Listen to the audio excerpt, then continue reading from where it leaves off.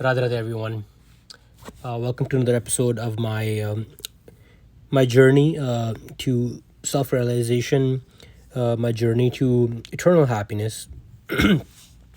Let's start off with saying the Lord's name first.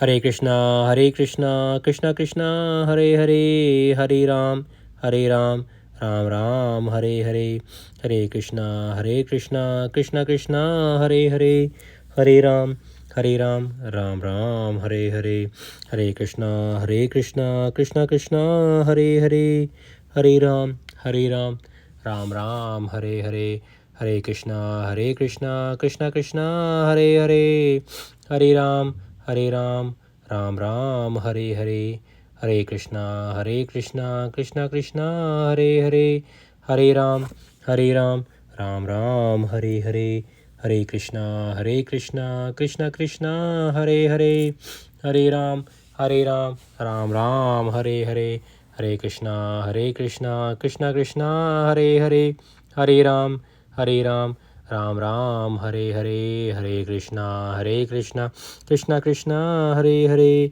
Hare Ram, Hare Ram, Ram Ram, Hare Hare, Hare Krishna.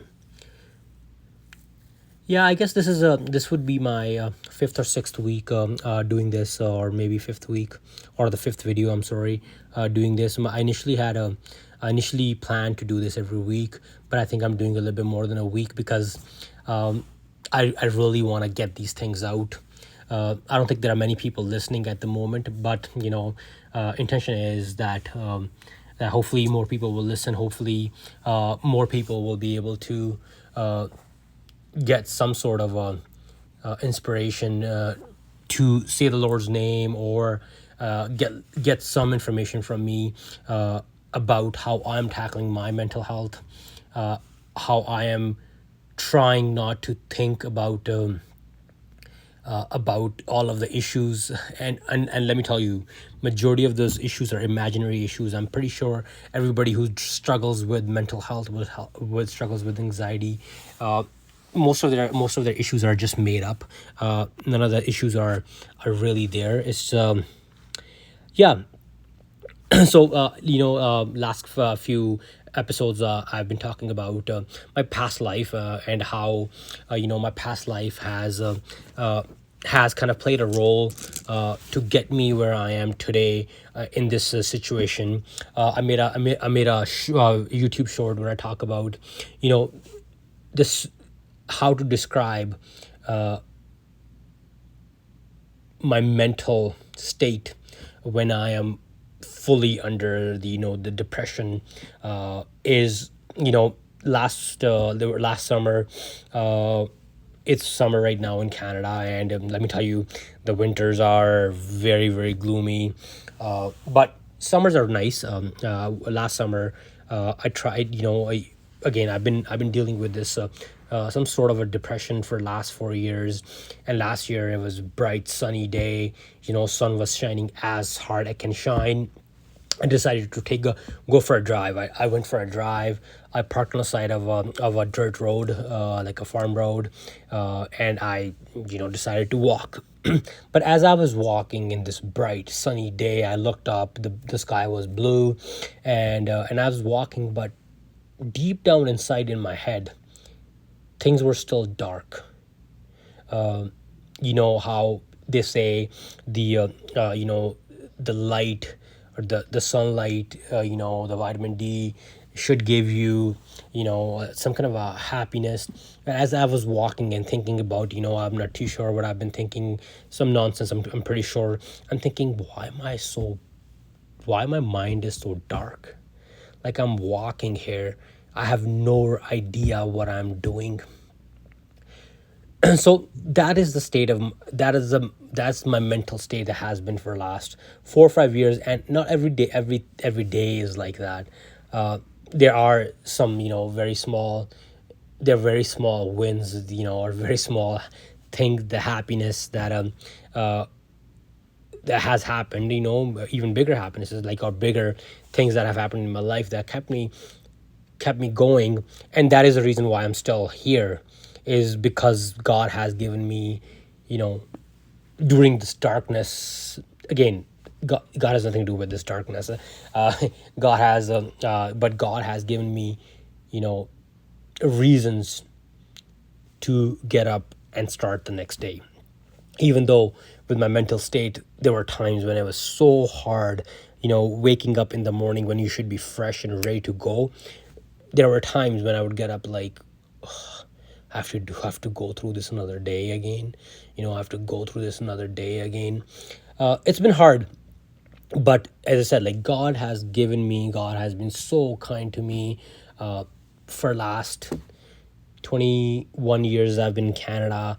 God has been so kind to me, has given me everything that I ever wanted, and more. There has been times when when things didn't go as I wanted them to go, and that is, as I was talking about in my last video log, that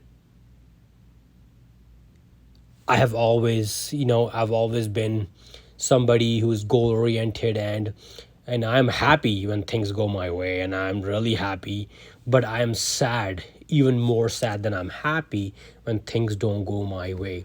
And I want to control those things, and that is the biggest frustration that I have. I just don't want to control my life. I want to control, what happens in my sister's life. I want to control what happens in my friend's life. I'm involved with it for some reason. When I was in Winnipeg, on a student permit, I used to help my friends. A lot of my friends, they were permanent. They were in Canada back then. I'm talking about 2002, 2003. Back then, not many students who there were not many international students. Most of the people that were in Canada were coming in on some sort of a family visa or like permanent to Canada. So most of my friends they were already permanent. So, but I was an international student, so I was studying hard. I There was somewhere I get to. They were already happy with what they had. They were happy they were in Canada. I was too. But I was a little bit more cautious. I knew that I had to study hard to to get to the next level, to get my permanent residency. But these guys didn't really care about school as much. They're great people, but I would do their homework. And then when I'm in this this depression stage, I always go back and think about, why was I helping these guys? They didn't study much in school, because I did most of their homework from grade 10 to grade 12, and it's just, I enabled them to do this, and I blamed myself for whatever's happening in their life. I don't think I have any liberty to talk about their personal life, but I blamed myself. And a lot of times I'm blaming myself for something that's happening in my sister's life, and the reason is because I'm trying to control those lives. It's so hard to control your own life, but at the same time, I'm trying to control everybody's life, everybody who's around me, and that is the frustration. And you know what, I just, I am starting to change that, thinking pattern, that I'm nobody to control anybody's life. you know you know Krishna, Rama, they are controlling, like, God is controlling their lives. I might think that I have, you know, I might think that I have control on my own life, but I don't. Um, it's funny that how we think that, oh, I brought that person into Canada, or I got that guy a job somewhere. Yes, maybe I was a mean of, I was somebody who was needed to be there, but it was all God's plan. It's always God's plan. And starting to think that, okay, I can't control things, has helped me quite a bit. And that hopefully, there are a lot of things still. I look at my girls. I'm worried how that's going to be in 20 years, thinking about that God is in control every step of the way. Yes, God has given us intelligence. God expects us to make those decisions, make those right decisions, but in the end, God is in control. whatever isn't happening in my life, if it's not in my control, it's in God's control. And that has helped me quite a bit with my my struggles. And yeah, so I guess if you guys are going through the similar issues, just leave it up to God. You know I love, when I came to Canada back in 2002, 2003, I became really arrogant. And I think I've talked about that in my previous video logs, that I used to just say, oh, I don't like India. What a stupid country. Like, things like that. And I'm not really was happy with what I had said about. But for last 4 or 5 years, I have been absolutely in love with India. And you see a lot of issues that happen in India politically, or a lot of people dying in COVID. And so for some reason, that is also affecting my mind when it comes to like depression. I'm worried about the social, the political aspects in India. But then I start thinking about, I don't control any of this. And if I don't control any of this, why is it affecting me? Yes, I am one person who, yeah, but it's been an issue for me. And I don't know how to fix it.